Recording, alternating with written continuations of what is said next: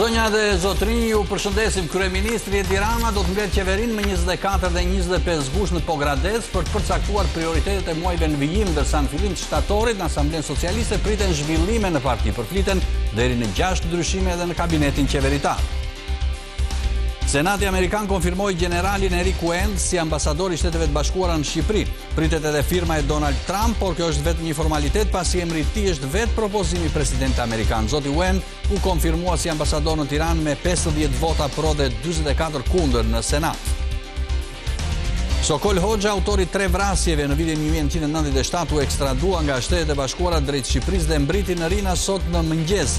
Ai është i dënuar me formë të prerë për 25 vitesh për vrasjen e 2 vëllezërve Banajin Patose. Kërkon edhe Belgjika që e ka dënuar për vrasjen e Brunilda Dervish. Përshëndetje, ndër të tjera në lajme do të ndiqni paraja kesh në qarkullim jashtë bankave ka arritur nivel rekord prej 5.4 miliardë eurosh në fund të qershorit, me një rritje 14.4% krahasuar me një vit më parë. Të zonat e Bankës së Shqipërisë tregojnë se pavarësisht kufizimeve të reja, shqiptarët preferojnë pagesat me para në dorë.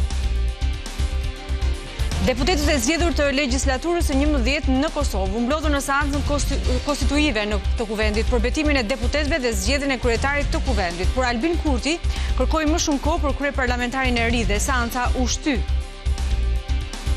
Në Greqi janë shënuar 6 viktima nga përhapja e virusit të Nilit perëndimor. 23 raste të reja janë regjistruar në vetëm një javë, ndërsa raste ka edhe në Athinë. Sëmundja vdekjeprurëse transmetohet tek njerëzit kryesisht nga pickimi i mushkonjave të infektuara.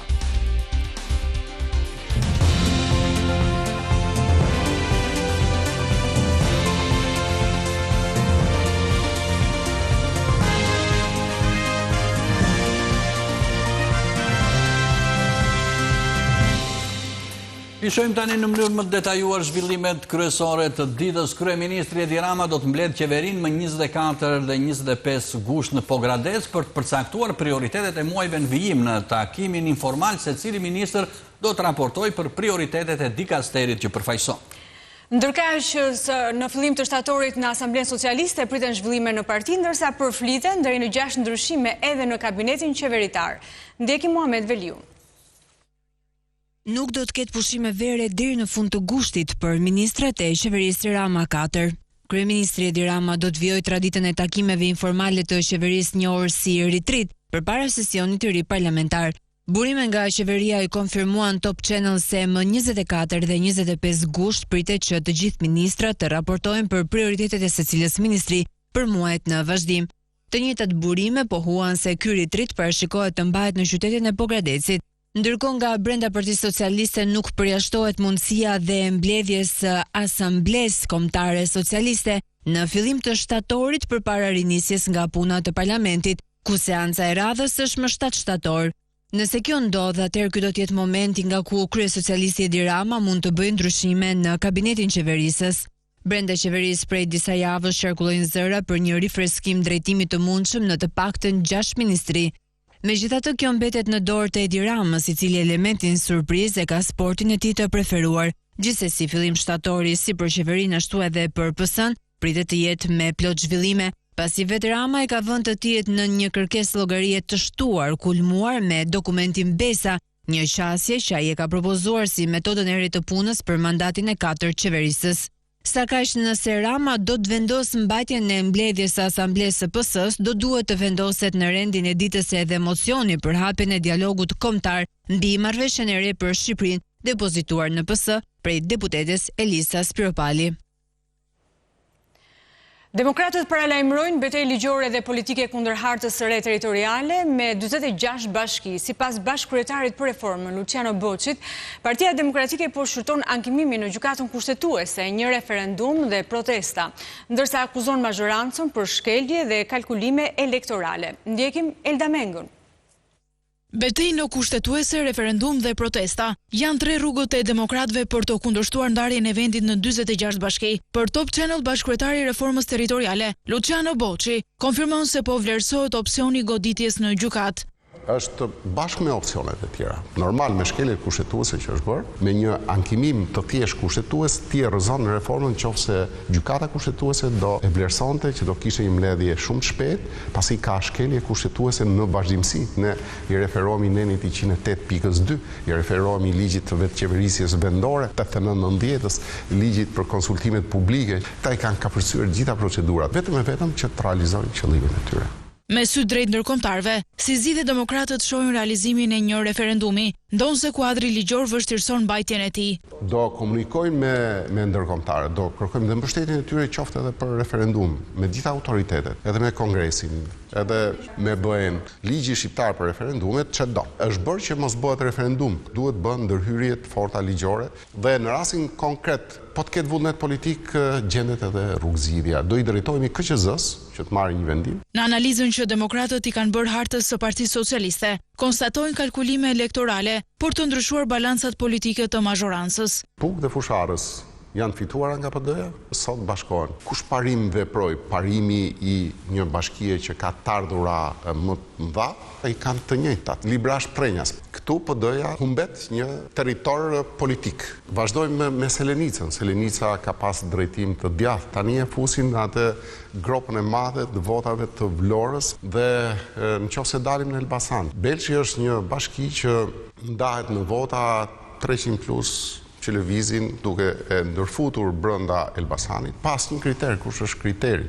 vetëm për vota politike. Përmes një udhëzimi, Partia Demokratike i kërkoi këshilltarëve të djathtë të mbështesin protestat kundër hartës së Partisë Socialiste, si dhe të bashkëpunojnë me këshilltarët e majt për ta rrëzuar atë në çdo këshill bashkiak. Ky është Top Channel. Senati Amerikan konfirmoi generalin Eric Kuend si ambasador i Shteteve të Bashkuara në Shqipëri. Pritet edhe firma e Donald Trump, por kjo është vetëm një formalitet, pasi emri i tij është vetë propozimi i presidentit amerikan.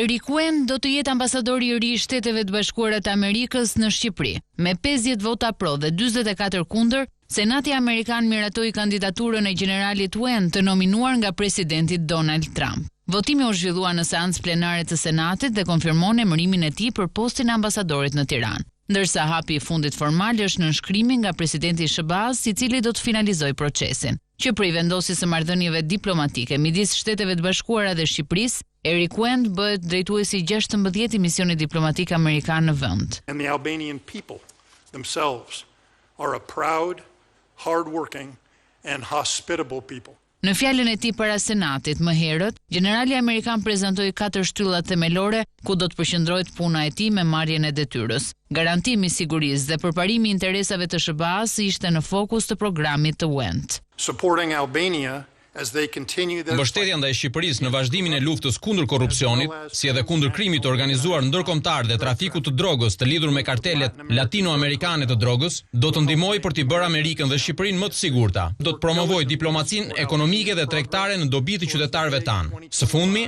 është fokusit e njerëzit e ambasadës, duke përfshirë një linjë pune që e quajë faktorët njerëzor. Ambasadori i ri i SBA-s ka theksuar me rëndësi vazhdimsinë e mbështetjes së prokurorisë së posaçme antikorrupsion për të shtyrë para punën e tyre të papolitizuar. Kuend, me përvojë si komandant i forcave të operacioneve speciale të NATO-s, ka treguar bashkëpunimin me përfaqësuesit e forcave speciale të Shqipërisë pa kursyer vlerësimet. Kam pasur fatin të njoh Shqipërinë vetë gjatë punës me trupat dhe udhëheqjen e tyre të operacioneve speciale. Forcat speciale shqiptare mishërojnë shpirtin luftarak të heroit shqiptar Skënderbeu dhe vetë populli shqiptar është një popull krenar, punëtor dhe mikpritës. Eric Kuend ka një karrierë të gjatë mbi 3 dekada në ushtrinë amerikane dhe në struktura ndërkombëtare të sigurisë. Ai është oficer i pensionuar i ushtrisë së Shteteve të Bashkuara me mbi 34 vite shërbim. Sokol Hoxha, autori 3 vrasjeve në vitin 1997, është ekstraduar nga SBA drejt Shqipërisë dhe mbërriti në Rinas mëngjesin e sotëm.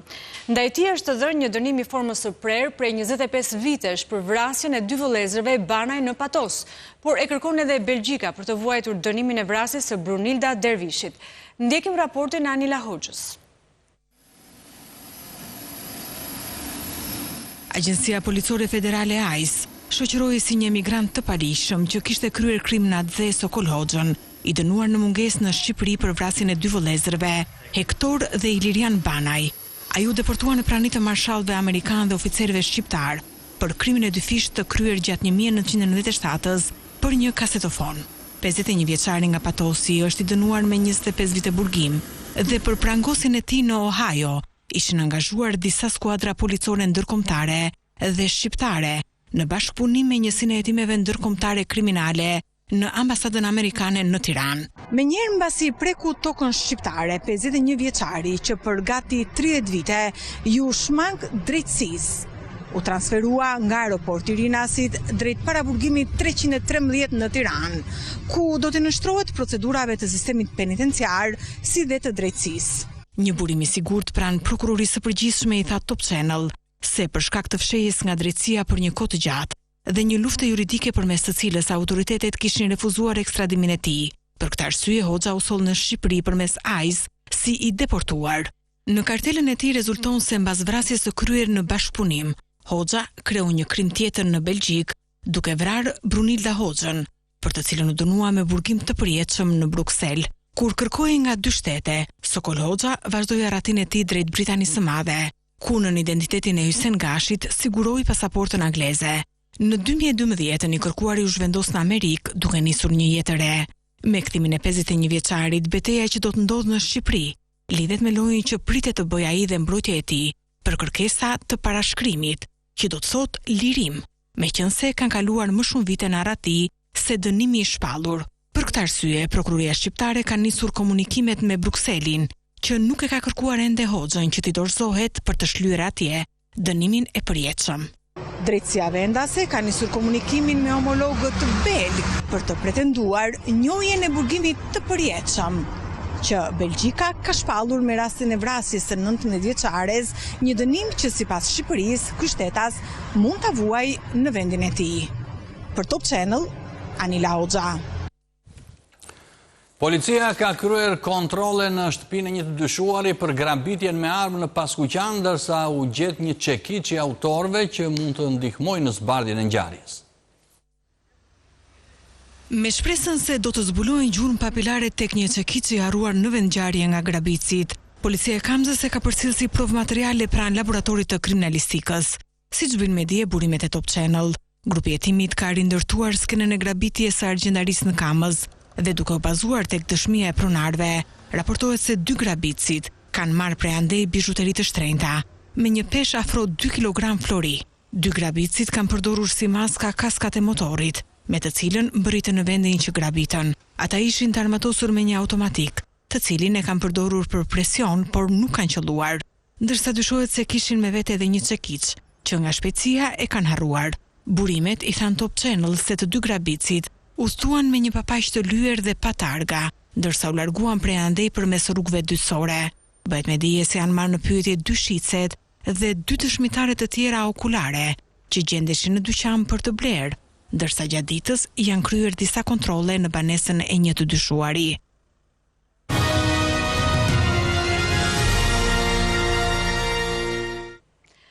Paraja kesh në qarkullim jashtë bankave ka arritur nivel rekord prej 5.4 miliardë eurosh në fund të qershorit, me një rritje 14.4% krahasuar me një vit më parë. Të dhënat e Bankës së Shqipërisë tregojnë se pavarësisht kufizimeve të reja, shqiptarët preferojnë pagesat me para në dorë. Ndjekim raportin e Marinela Linës. Jo gjithçka që qarkullon në ekonomi kalon nga bankat. Shqiptarët vijojnë të mbajnë një pjesë të madhe të parave në portofol, në shtëpi apo në ark, duke bërë para në kesh ende kryesore në pagesave. Të dhënat e Bankës së Shqipërisë tregojnë se në fund të qershorit 2026, paraja jashtë bankave arriti në 505.7 miliard lek, ose rreth 5.4 miliard euro, krahasuar me të njëjtën periudhë të një viti më parë, kur ishte 441.9 miliard lek, vlera është rritur me 14.4%, ose me afro 683 milion euro. Rritja nuk është vetëm vjetore. Brenda këtij viti, stoku i paras kesh është shtuar muaj pas muaj, nga 481.2 miliard lek në janar, ai u rrit let në shkurt dhe në mars, për të arritur më të shpejt në prill dhe maj. Vetëm gjatë muajit qershor u shtuan rreth 11.8 miliard lek, krahasuar me majin, duke çuar totalin mbi 505 miliard lek. Ky është niveli më i lartë i regjistruar deri tani. Në një këndvështrim më afatgjat, ritmi mbetet edhe më domethënës. Krahasuar me 2 vite më parë, paraja jashtë bankave është rritur me 27.9%, ndërsa në raport me qershorin e vitit 2023, rritja arrin në rreth 30%. Kjo tregon se pavarësisht zhvillimit të pagesave elektronike dhe përdorimit në rritje të kartave bankare, preferenca për të kryer pagesa me para në dorë mbetet ende shumë e fortë. Ekspertët vlerësojnë se përdorimi i lartë i keshit krijon më shumë hapësira për ekonominë informale, e bën më të vështirë gjurmimin e transaksioneve dhe luftën kundër pastrimit të parave. Për të frenuar këtë fenomen, gjatë këtij viti kanë hyrë në fuqi kufizime të reja për pagesat kesh. Qytetarët nuk mund të kryejnë blerje mbi 5.000 euro me para në dorë, ndërsa për bizneset kufiri është ulur në 1.000 euro. Gjithashtu strukturat akomoduese, institucionet publike dhe sektori transportit janë të detyruara të ofrojnë dhe pagesat me kartë. Megjithatë, shifrat tregojnë se ndryshimi i zakoneve të konsumatorëve mbetet ende një proces i ngadalt.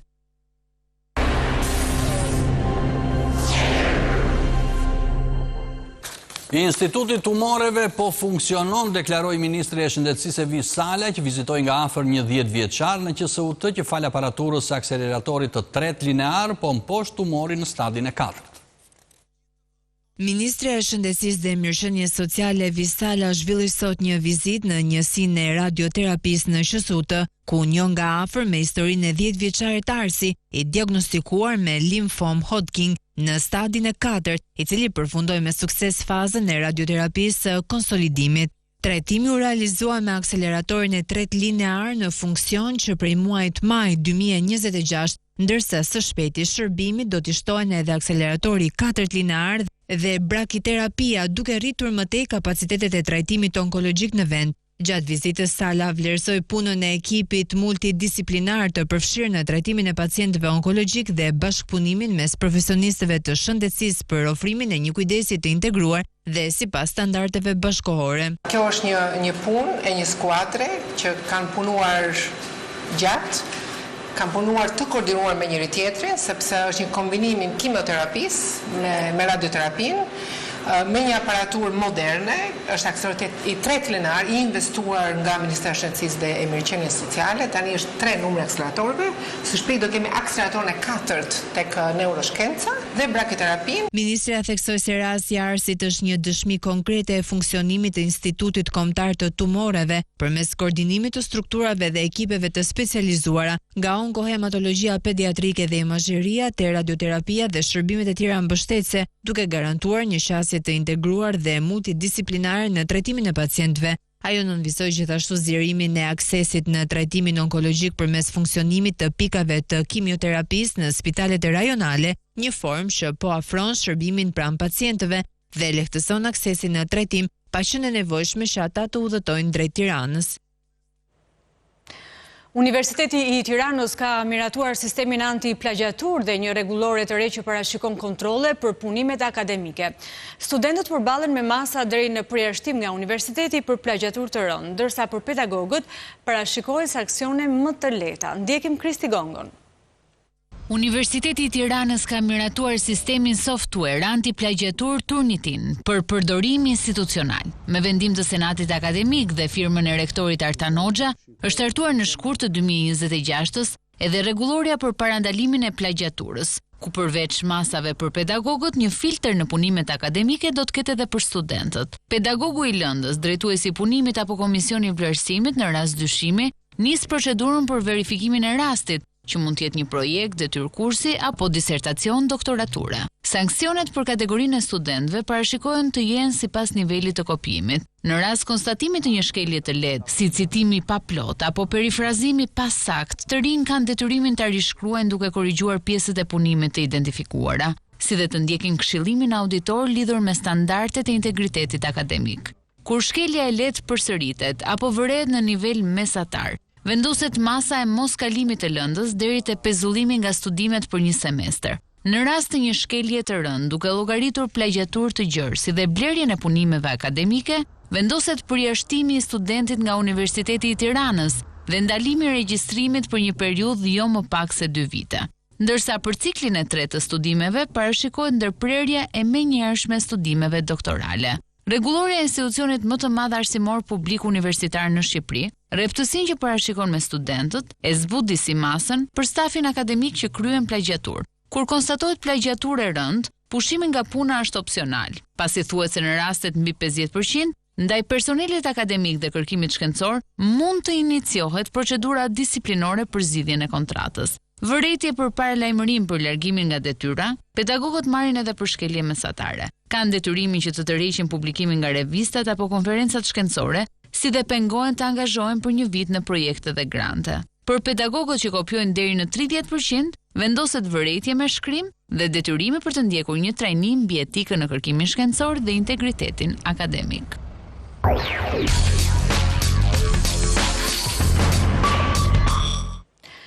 Deputetët e zgjedhur të legjislaturës së 11 në Kosovë mblodhën në seancën konstituive të Kuvendit për betimin e deputetëve dhe zgjedhjen e kryetarit të Kuvendit, por Albin Kurti kërkoi më shumë kohë për kryeparlamentarin e ri dhe seanca u shtyn. Ndjekim Leonita Bajramin.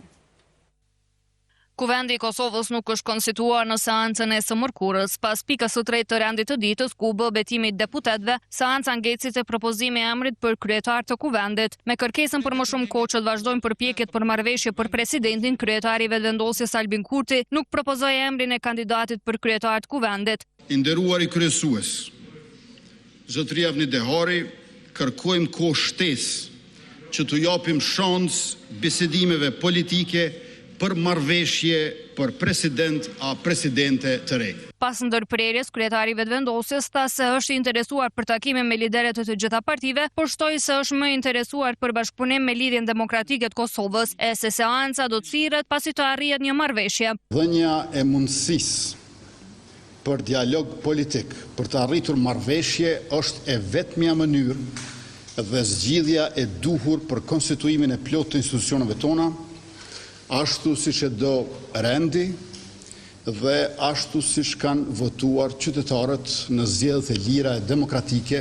Përfaqësuesit e Partisë Demokratike të Kosovës, Aleancës dhe LDK-s pas ndërprerjes thanë se qëllimisht nuk po konstituohet kuvendi edhe pse vetvendosja ka numrat. Kjo është një shen e mungesës së seriozitetit, përgjegjësisë nga partia që ka fituar numrin më të madh të urtëseve Kuvendin e Republikës Kosovës. Ai e ka dënë me procesu, me kriju edhe një rast gjykatë kushtetuese që ende me shty procesin e konstituimit. Kjo është pa përgjegjësi totale. Votat për zgjedhjen e kryetarit të Kuvendit mendoj që i takojnë gjithmonë shumicës parlamentare dhe si pozicion politik. Sipas aktvendimit të gjykatës kushtetuese të qershorit të vitit 2025, Kuvendi i Kosovës duhet të konstituohet brenda 30 ditësh prej datës së certifikimit të rezultatit të zgjedhjeve. Në rastin konkret, ky afat përfundon të premten e 7 gushtit. Për Top Channel, Leonita Bajrami, Prishtinë.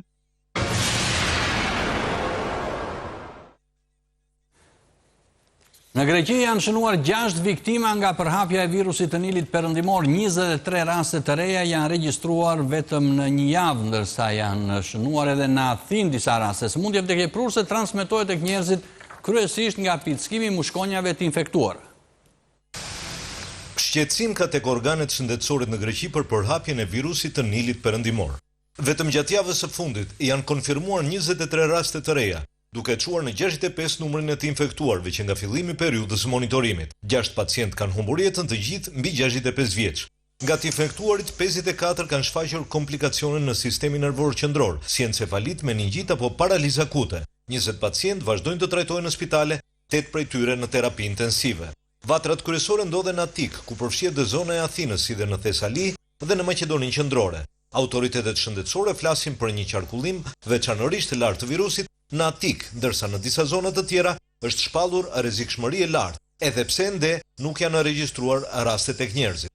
Virusi Nilit Perëndimor transmetohet kryesisht nga pickimi mushkonjave të infektuara. Mushkonjat e marrin virusin nga shpendët, ndërsa ai nuk përhapet nga një person tek tjetri përmes kontaktit të zakonshëm. Rreth 80% të infektuarve nuk shfaqin simptoma. Shumica e të tjerëve kalojnë një formë të lehtë, të ngjashme me gripin, ndërsa më pak se 1% zhvillojnë komplikacione të rënda neurologjike. Më të rrezikuarit janë të moshuarit, persona me sëmundje kronike dhe ata me imunitet të dobësuar. Autoritetet paralajmërojnë se sezoni i transmetimit të virusit vazhdon dhe se mund të shfaqen raste të reja edhe në rajone të tjera. Për Top Channel, Selanik, Aleksandr Marku. Mbretëria e Bashkuar njoftoi se ka ndërmarrë sanksione të reja ndaj Rusisë. Mes objektivave të saj janë dhe 6 banka ruse, duke synuar kështu goditjen financiare ndaj Kremlinit, që së fundmi ka intensifikuar sulmet në Ukrainë. Sanksionet e reja të njoftuara këtë të njëjtë nga Britania ndaj Rusisë duket se kanë si objektiv anijet ruse, bankat si dhe kompanit industriale në përpjekjet e dukshme për të shkaktuar vështirësi në gjenerimin e të ardhurave për regjimin e Putinit nga shitja e naftës, fonde që financojnë fushatën ushtarake të Rusisë në Ukrainë, e cila në javët e fundit duket se po përshkallëzohet akoma më shumë. Sipas qeverisë në Londër, në këto sanksione të reja përfshihen 13 objektiva të reja dhe 6 specifikime në ligjet për sanksionet ruse. Në sanksionet e reja përfshihen 6 banka ruse, 6 cisterna të reja të flotës detare hije të Rusisë që përdoren për transportimin e naftës, si dhe 4 kompani ruse që importojnë tantalum si dhe niobium, minerale të ralla, këto që përdoren për prodhimin e armëve të përdorura në luftën në Ukrainë. Britania e Madhe ka vendosur sanksione për mbi 3400 individ, si dhe entitete apo anije në kuadër të regjimit të sanksioneve ruse që janë vendosur që kur Putini filloi luftën në Ukrainë në 2022. Ndërkohë edhe Rusia ka vendosur sanksione ndaj Britanisë dhe individëve me shtetësi britanike, mes tyre paradokosh edhe ndaj profesorit shqiptar në Angli, Andi Hoxhaj, anëtar i The Royal United Services Institute këtu në Londër, duke e shpallur atë person non grata në Rusi, për të cilin zoti Hoxha shpreh se është krenar për këtë sanksion që do e printojë dhe vendos në mur. Britania mbetet një mbështetëse e palëkundur e Ukrainës. Ministri i ri i jashtëm Ed Miliband ka deklaruar se Britania e Madhe do të vazhdojë të shtojë presionin ndaj Rusisë deri në arritjen e një paqe të drejtë të qëndrueshme. Ndërkohë ministri i ri i mbrojtjes Wes Streeting sapo e ka konfirmuar këtë mbështetje edhe në takimin me homologun e tij Ukrainas gjatë qëndrimit të tij në Kiev, sa kaq Rusia çdo herë ka cilësuar sanksionet britanike si të motivuara politikisht. Moska ende nuk ka reaguar për sanksionet e reja britanike dhe as ka shpallur kundër sanksione deri më tani. Arban Mana, Top Channel, Londër. Spektakli i humorit Verdh dhe Portokalle u ndal në Elbasan, ku u prit me pjesëmarrje të lartë dhe shumë entuziazëm. Qindra qytetarë mbushën sheshin duke e kthyer mbrëmjen në një festë të humorit. Verdh dhe Portokalle u ndal në Elbasan për të rritur edhe më tej temperaturat në këto ditë të nxehta gushti. Spektakli më i dashur i humorit në Shqipëri u prit me dashuri e shumë të qeshura nga qindra njerëz në sheshin e qytetit. Ky qyteti më pa zhurmë. Jemi shumë mirë deri tani, nisi mbar edhe po vazhdon të ecë shumë mbar. Kemi ikur në disa qytete të Shqipërisë, sot jemi në Elbasan. Gjithmonë kënaqësi se disa herë që vim nuk është hera parë. Edhe gjithmonë ka njerëz, ka prindër, ka fëmijë që i takojmë, qeshim, besoj janë të kënaqur si shemi edhe në të kënaqur që jemi. Jemi lojtar të kombëtares së humorit, kështu që normalisht kemi përgjegjësi edhe pafund, shumë dashuri. Në më shumë se një dekadë, Verdh dhe Portokalle viziton çdo qytet të Shqipërisë në shenjë mirënjohje ndaj besnikërisë dhe dashurisë së publikut.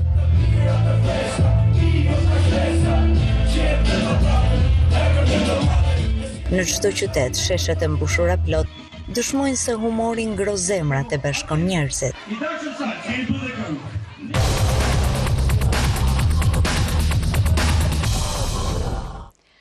Federata Shqiptare e Futbollit ka revokuar zyrtarisht mbështetjen e saj për kandidaturën e Gianni Infantinos për një mandat të ri në krye të FIFA-s. Federata njoftoi tërheqjen e votës së dhënë më parë duke rikonfirmuar rreshtimin e Shqipërisë krah UEFA-s për një qeverisje të bazuar tek transparenca dhe integriteti.